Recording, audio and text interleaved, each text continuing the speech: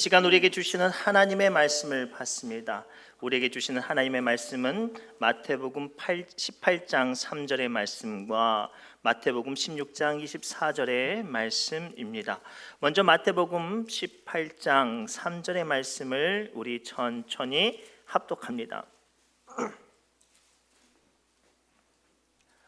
우리 마태복음 18장 3절의 말씀, 제가 가지고 있는 신약성경 29페이지에 있습니다. 한 마음과 한 목소리로 천천히 합독합니다. 시작. 이르시되 진실로 너희에게 이르노니 너희가 돌이켜 어린 아이들과 같이 되지 아니하면 결단코 천국에 들어가지 못하리라. 아멘.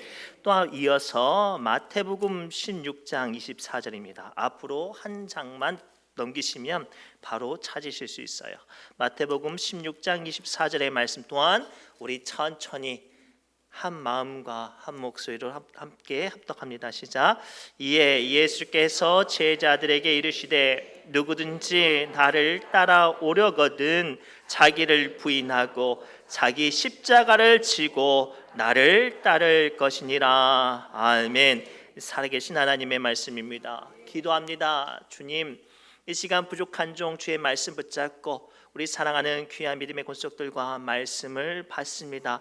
특별히 먼 데에서 피리교회에서 우리 신의중앙교회 함께 예배하며 함께 은혜 받고자 하오니 주님, 우리나 저들에게나 동일하게 강림하사 성령과 은혜가 충만케 하여 주옵소서. 모든 말씀 예수님의 이름으로 간절히 기도드리옵나이다. 아멘. 우리 옆 사람 이렇게 축복할까요? 함께 해주셔서 은혜입니다 라고 축복합시다.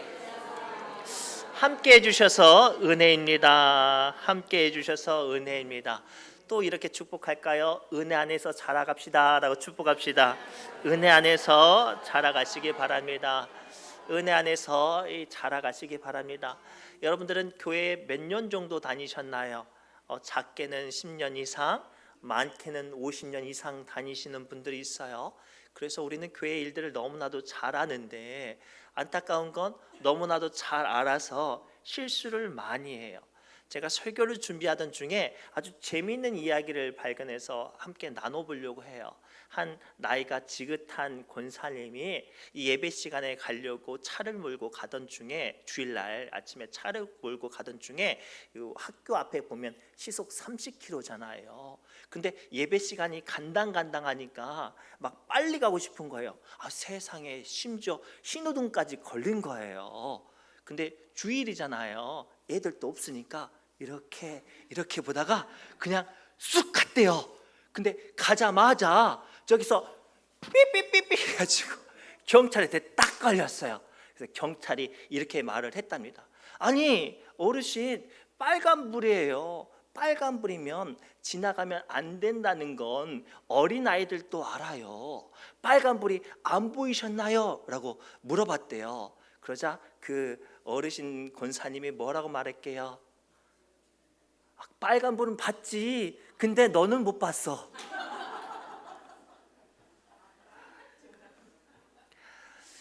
우리가 교통법규를 가만히 보면 유치원생일수록 횡단보도를 가면 손을 들고 가요. 근데 어른이 될수록 어떻게 해요? 빨간불, 파란불 상관없어요. 지나갑니다. 안타까운 건 이게 교회 안에서도 들어왔어요. 우리가 처음 신앙생활할 때는 모든 예배가 귀하고 모든 기도가 귀하고 모든 말씀이 내 말씀이 되는데 교회 10년, 20년, 30년 다니다 보니까 다윗 이야기하면 골리앗 나오겠구나. 모세 이야기 나오면 홍해 바다가 갈라지든지 반석에서 물이 나오든지 다 알아버려요. 그러니까 내게 뭐가 없는지 아세요? 은혜가 없어요. 오늘 말씀의 제목은 어린아이처럼 그러나 성숙한 믿음이 되는 그 영적인 비밀을 발견하기 바랍니다. 오늘 말씀을 통해 주님은 첫 번째로 우리에게 뭐라고 말씀하시냐면 어린아이처럼 그러나 성숙한 믿음이 되기 위해 기억해야 될 것은 경험은 믿음이 아니라고 말씀하세요.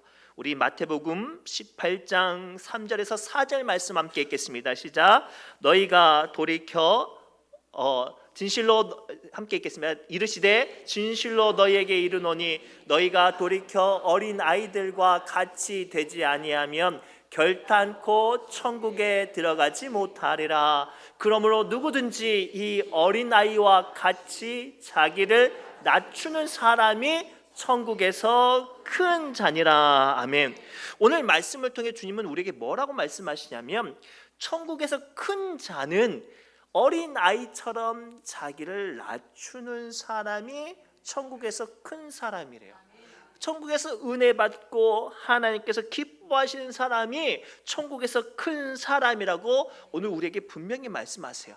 그런데 안타깝게도 우리는 교회 생활하다가 종종 이렇게 마음이 들 때가 있어요. 내가 오래 믿었으니까, 내가 성경을 많이 읽었으니까, 내가 봉사를 많이 해봤으니까 이 일을 내가 너무나도 잘 알아 라고 말하면서 때로는 하나님께서 기뻐하신 일보다 내 생각과 내 감정과 내 경험이 먼저가 될 수가 너무나도 많아요. 그때 우리는 쉽게 무너지고 실패하는 경우가 많다는 사실을 발견해야 합니다.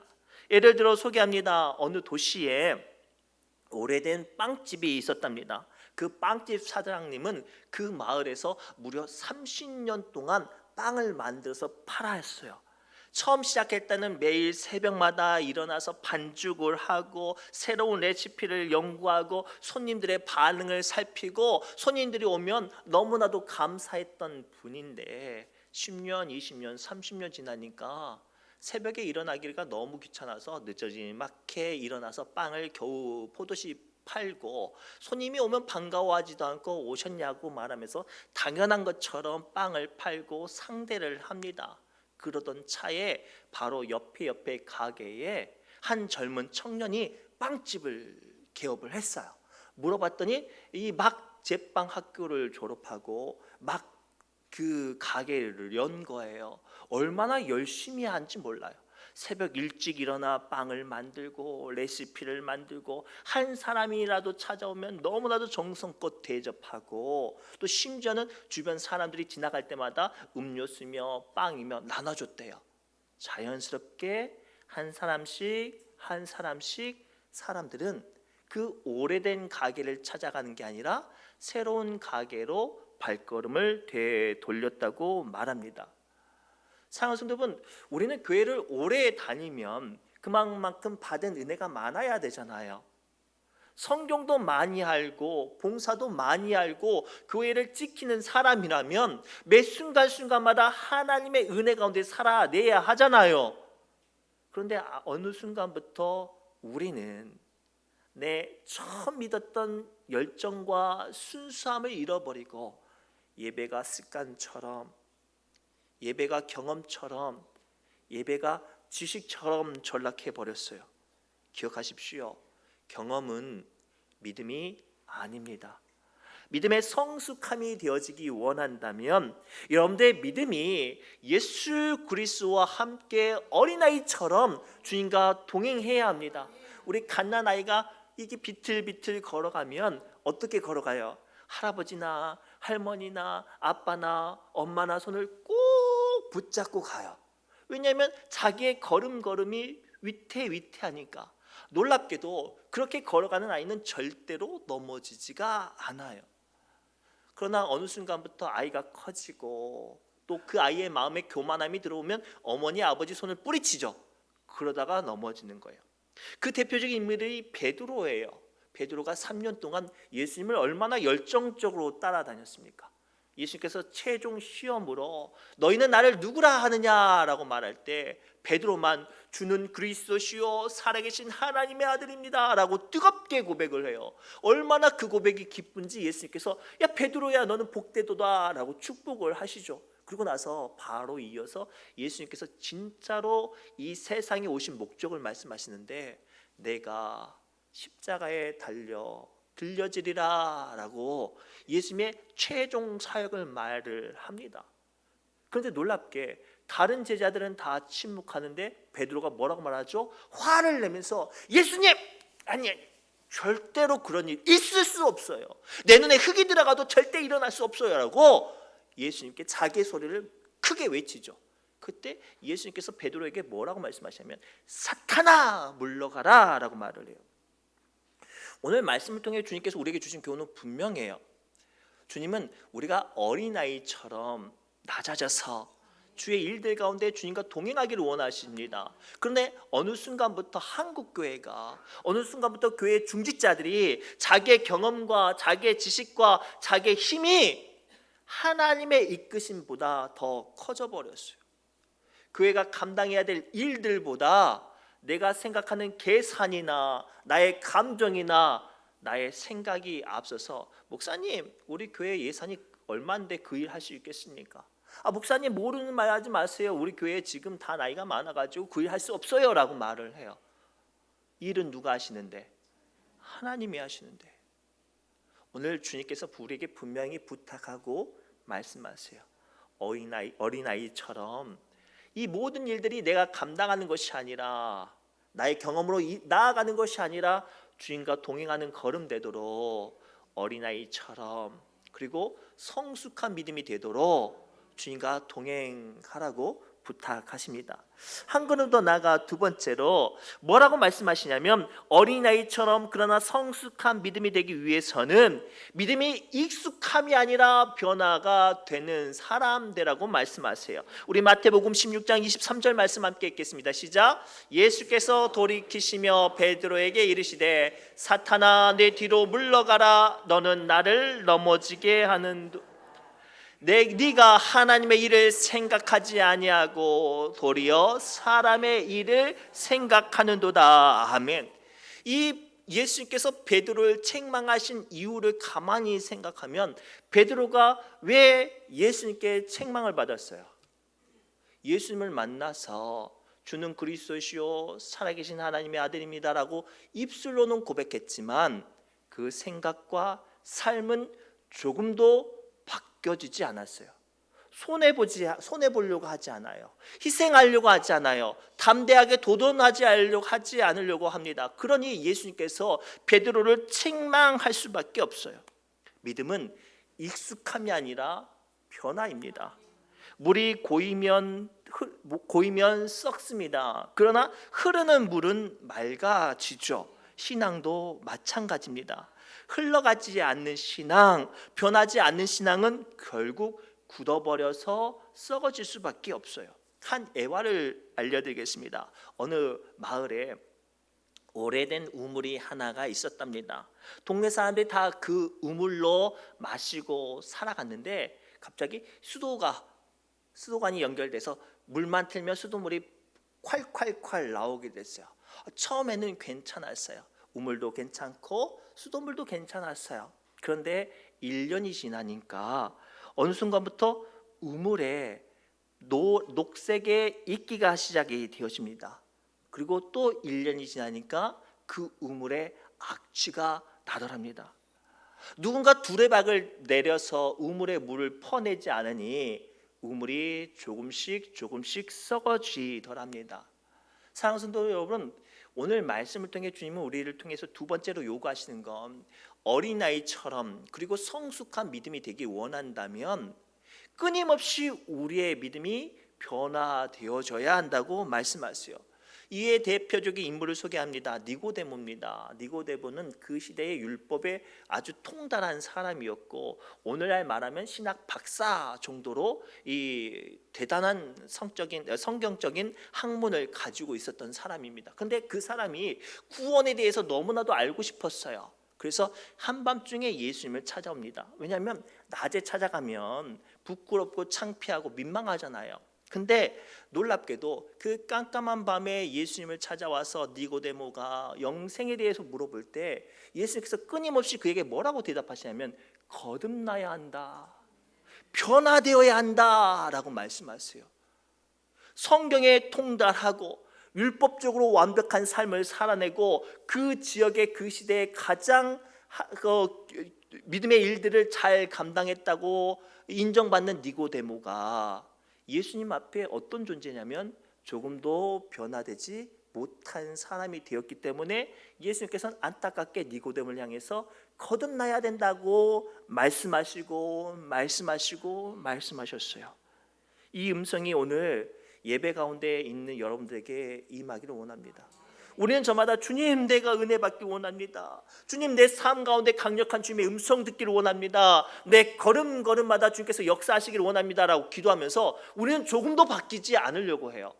조금도 희생하려고 하지 않지요. 조금도 손해보려고 하지 않아요. 그러면 그렇게 교회는, 그렇게 믿음의 사람들은 무너지는 거예요. 감사하게 우리 신의중앙교회는 하나님께서 은혜를 주셔서 우리는 움켜쥐는 교회가 아니라 흘려보내는 교회예요. 그래서 하나님께서 은혜 주셔서 우리 피리교회에게 하나님께서 주시는 마음으로 흘려보냈더니 피리교회가 놀라운 역사가 이루어졌어요. 교회가 세워지고 마을이 달라지고 성도들의 마음과 심령 가운데 교회를 자랑하는 마음들이 부어졌어요. 제가 어제 최인철 목사님이 우리가 마이크랑 뭐 놓고 갔다고 해서 따로 오셨어요. 그러면서 뭐라고 말씀하시냐면, 이렇게 예배를 드리고 나서 리모델링 하고 나서 예산이 남았는데, 이 남으면 어떻게 해요? 쟁여놔야 되잖아요. 감사하게 아멘은 안 하시네. 그런데 이 피리교회 성도님들이 뭐라고 말하냐면, 이렇게 남은 예산들 우리가 나중에 하이제일교회가 지금 어렵고 연약하니까 좀 거기에 흘려보냈으면 좋겠습니다 라고 말을 했대요. 그 이야기를 듣고 이 최인철 목사님이 너무나도 기뻤대요. 그리고 그 이야기를 전달받은 저도 너무나도 기뻤어요. 이게 복음이에요. 이게 복음이에요. 주님께서는 연약한 자, 창기와 세리와 병자들을 찾아가셨어요. 우리가 하나님께서 교회에 되게 하신 이유가 여기 있어요. 그래서 로마서 12장 2절 말씀을 통해 주님은 우리에게 이렇게 말씀하십니다. 함께 읽겠습니다. 너희는 이 세대를 본받지 말고 오직 마음을 새롭게 함으로 변화를 받아 하나님의 선하시고 기뻐하시고 온전하신 뜻이 무엇인지 분별하도록 하라. 아멘. 우리가 조금만 생각하면 한국교회가 70년대 80년대 시대를 움직이고 역사를 만들었던 한국교회가 왜 지금은 사람들에게 지탄을 받는지를 분명히 보여줘요. 어느 순간부터 교회 건물이 커지죠. 흘려보냈던 교회가 움켜쥐는 교회로 고정되어 버렸습니다. 그래서 교회가 썩어지기 시작했어요. 여러분들 믿음이 또는 교회가 하나님의 은혜 가운데 온전히 서기를 원하신다면 우리는 변화되어야 해요. 고로 어떻게 해야 될까요? 예배 드리면 예배 말씀 은혜 받았어 에서 끝나지 말고 은혜 받은 대로 살아내셔야 해요. 동네에서나 마을에서 살아갈 때 이 나에게 마주오는 사람이 이렇게 마주해도 화사하게 웃으면서 축복하고 칭찬하고 격려하는 사람이 되어야 해요. 그렇게 우리가 변화되어질 때 나의 변화된 모습을 통해 그 사람이 변화되어지고 은혜 받고, 그로 말미암아 우리 교회가, 이 지역이, 이 나라가, 이 민족이 그렇게 은혜 가운데 변화되어질 줄 믿습니다. 우리 어린아이들 보면 왜 마음이 좋아요? 까꿍하면 하하하하 웃잖아요. 근데 어른이 되면 어때요? 까꿍하면 너 죽을래? 적어도 우리 신의중앙교회 성도들은 이제 어린아이가 됐으면 좋겠어요. 노인정 딱 들어갈 때마다 웃어주세요. 왔냐? 나도 왔시야. 오늘 메뉴가 뭐요? 내가 밥할까? 이렇게 웃어주고 인사해주고 축복해주고 격려해주면 하나님께서 그 사람에게 은혜와 축복과 놀라운 역사로 함께 하실 줄 믿습니다. 마지막으로 어린아이가 성숙을 향하여 자라가듯이 믿음의 사람이 되었다면 이제 자기 십자가를 짊어져야 한다고 우리에게 말씀하세요. 우리 마태복음 16장 24절 말씀 함께 읽겠습니다. 시작. 이에 예수께서 제자들에게 이르시되 누구든지 나를 따라오려거든 자기를 부인하고 자기 십자가를 지고 나를 따를 것이니라. 아멘. 이 말씀은 예수님께서 베드로를 책망하시고 나서 제자들에게 말씀하신 거예요. 이제 네가 좀 컸으면 자기 십자가를 지고 주님을 따라가야 한다고 말을 하죠. 어린아이들은 어떻게 먹고 살죠? 엄마 아빠가 해주는 밥을 먹고 살아요. 그게 당연하죠. 당연해요. 그런데 어린아이가 조금만 자라면 가끔 가다가 아빠가 아파요, 엄마가 아파, 엄마 아빠가 없고 자기가 동생들을 돌봐야 해요. 그럼 어떻게 해요? 동생이 밥 차려줄 때까지 기다리나요? 아니에요. 그 어린아이가 밥을 차리거나 컵라면을 만들거나 컵밥을 만들거나 빵을 구하거나 음료수를 사서 이 자기는 물론이요, 심지어는 미역국까지 끓여가지고 생일날 엄마 아빠 대접하는 아이들도 봤어요. 이거예요. 어린아이가 잘한다는 건 자기가 할 수 있는 일들을 감당하는 데서부터 시작이 돼요. 그래서 자식들을 키우면 얘네들이 컸다라고 생각될 때가 언제예요? 혼자 빨래를 개거나 청소를 하거나 아니면 아르바이트를 하고 나서 부모님에게 용돈을 주면 내 자식이 컸구나, 자기의 삶의 무게를 감당해내구나 라고 깨닫는 것처럼 우리가 믿음의 사람으로서 자라나고 있다면 우리가 감당하는 사람이 되어야 해요. 교회 와서 밥 차려와봐, 나 요즘에 삶이 복잡하고 힘드니까 나한테 아무 말 하지 마, 이런 사람이 아니라 내 마음과 삶이 힘들고 어려울지라도 교회에서 작은 것들이라도 감당해내는 사람이 된다면 자라나는 거예요. 그래서 오늘 말씀을 통해 주님께서 우리에게 부탁하는 건 성숙한 사람이 되기 위해서는 십자가를 지라고 말씀하세요. 다시 한번 서두에 말씀드렸던 베드로가 어떻게 되죠? 십자가에 달려 돌아가신 예수님을 모른다고 저주하고 도망가잖아요. 부활하신 예수님께서 그 도망갔던 베드로를 만나시죠. 그리고 그 베드로를 다시 한번 믿음의 자리로, 사명의 자리로 회복시켜 주실 때 세 번 물어보신 게 뭐예요? 너 나 사랑하니? 너 정말로 나 사랑하니? 네가 다른 사람들보다, 세상에 있는 것들보다 나를 더 사랑하느냐라고 물어볼 때 베드로가 부끄러워하는 마음으로, 수줍은 마음으로, 고민하는 마음으로 대답을 해낼 때 예수님께서 베드로에게 뭐를 주세요? 십자가를 주세요. 내 양을 먹이라. 내 양을 먹이라. 네가 젊어서는 네 마음대로 다녔지만 늙어서는 남이 띠를 띄우고 원치 않는 곳으로 가게 하리라 라고 말할 때 베드로는 망설이지 않았어요. 오늘 마지막 말씀을 통해 나누고 싶은 화두가 이거예요.